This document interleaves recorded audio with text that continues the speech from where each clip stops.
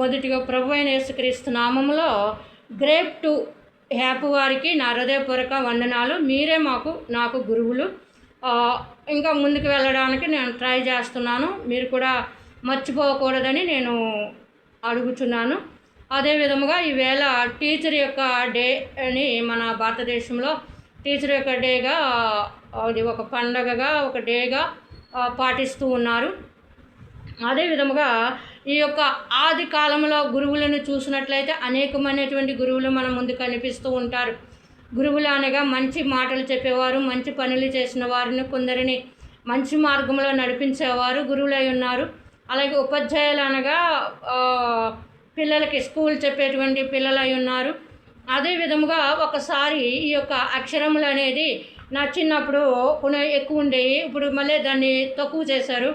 ఏదేమైనప్పటికీ కూడా ఈ కాలంలో 30 నుంచి 40 లోపు అక్షరాలు ఉన్నాయి.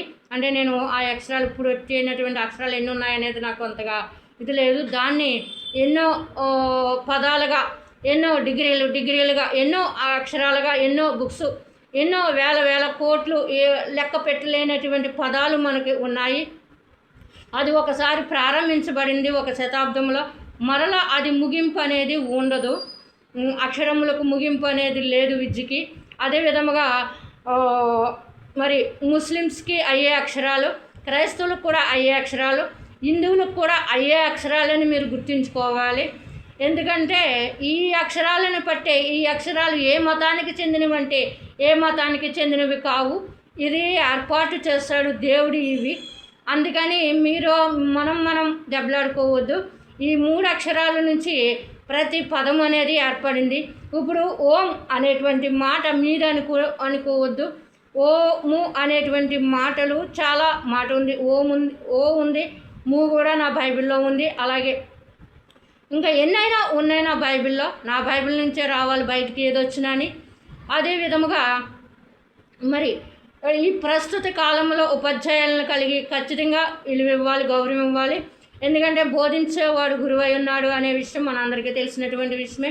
అలాగే యేసుప్రభువు వారు కూడా బోధించారు, ఆయన కార్యములు చేశారు, ఆయన ప్రాణముల కొరకు బోధించారు. మానవులకి విద్య అనేది పోషించబడడానికి, మంచిగా బ్రతకడానికి అటువంటి మాటలు, ఎన్నో మాటలు ఇవ్వడమే కాదు కానీ ఆయన సిలువపై రక్తమును సిందించి ప్రాణం పెట్టారు. అదే విధముగా మనము మత్తయి 5వ అధ్యాయం చదువుకుందాం. ఎందుకంటే నేను 2-3 సంవత్సరములు అమ్మాహాల వరకునే చదివాను. ఎందుకంటే నా గురువు గారు, నేను ఇప్పటికీ కూడా ఆ కుటుంబాన్ని అంతటి రక్షించమని గుర్తుకొచ్చినప్పుడల్లా నా గురువు అంటే నాకు ఇప్పుడు చాలా గౌరవం. అప్పుడంటే నాకు గౌరవం లేదు. కానీ నేను అక్షరాలను మాస్టర్ ఎలా అయితే దుద్దుతారో ఆ విధంగా దుద్దేసి మా నాన్నగారిని ఎవరైనా టైం ఎంతైనా అంటే పొద్దు చూసి చెప్పేవారు. నేను కూడా ఆ పొద్దు చూసి ఆ స్కూల్కి వెళ్ళకుండా పొద్దు చూసి నేను ఇంటికి వచ్చేసేదాన్ని అక్షరాలు దుద్దేసి. మరి ఇలాంటి భయంకరమైనటువంటి పరిస్థితుల్లో దేవుడు అడిగినప్పుడు నాకు ఎంతగానో తెలుగంతా చదవడానికి, బైబిల్ చదవడానికి, ఎన్నో జ్ఞానమైనటువంటి మాటలు చదవడానికే కాదు కానీ అనుభవించడానికి, చెప్పడానికి దేవుడు కృప చూపాడు. అదే విధముగా కొత్త నిబంధనలో పరిశుద్ధ గ్రంథముల నుండి కొత్త నిబంధన మత్తయి పుస్తకము 5వ అధ్యాయము చదువుకుందాం. 5వ అధ్యాయం అంతా మీరు చదవండి. నేను 1-2 వచనములు మాత్రమే చదువుతున్నాను, ఎందుకంటే 8, 9 చదువుతున్నాను. హృదయ శుద్ధి గల వారు ధన్యులు, వారు దేవుణ్ణి చూసెదరు. సమాధానపరచుబడు వారు ధన్యులు, వారు దేవుని కుమారులనబడుదురు. 8-9 అండి. 5వ అధ్యాయము మత్తయి 5వ అధ్యాయము 8-9 చదివాను. మరలా చదువుతున్నాను. హృదయ శుద్ధి గల వారు ధన్యులు, వారు దేవుణ్ణి చూసెదరు. సమాధానపరచుబడు వారు ధన్యులు, వారు దేవుని కుమారులు అనబడతారు. ప్రార్థన చేసుకోవచ్చు. ప్రభు అయిన తండ్రి స్తోత్రములు ప్రభు. ఈ యొక్క ఉపాధ్యాయుల యొక్క ప్రభు దిన ఉత్సాహము జరుగుచుండగా ప్రభు, గొప్ప కార్యములను ప్రభు వాళ్ళ హృదయంలో ఉంచి ప్రభు, గురువులను కూడా ప్రభు దైవముగా అన్నావు ప్రభు. అలాగే యేసు ప్రభువు వారు ఒక గురువై ఉన్నారు ప్రభు తండ్రి, ప్రపంచానికి గురువై ఉన్నారు ప్రభు. ఎక్కడో మూలనున్న మమ్మల్ని మీరు వెతికి రక్షించుకున్నారు ప్రభ. ఇదిగో హృదయ శుద్ధి గలవారు అంటున్నావు ప్రభ. మంచి కార్యములు చేయడమే కదా హృదయ శుద్ధికి ప్రభ. అలాగే ప్రభా భార్యతో బిడలతో సమాధానమును ప్రభా దయచేయండి.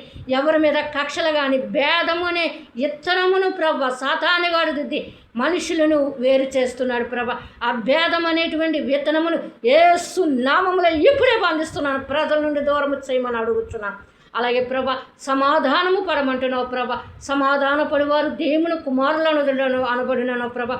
అట్టి హృదయ శుద్ధి సమాధానమును బిడ్డలకు అనుగ్రహించి ప్రభా ఈ లోకంలో ఉండి కానీ ప్రభా తండ్రి నీ యొక్క దేవుని దగ్గర ఎన్నో ఈవులు ఉన్నాయి ప్రభా. ఇక్కడ అక్కడ పొందుకునేటువంటి భాగ్యములను బిడ్డలకు దయచేయమని యేసు నామములో అడుగుచున్నాము తండ్రి. యేసు రక్తమే చేయం, యేసు నామం సంపూర్ణ విజయం, అపవాదికులంతా నాశనం కలుగు. యేసు కృప ఎల్లప్పుడూ బిడ్డలకి తోడై ఉండునుగాక. ఆమేన్, ఆమేన్, ఆమేన్.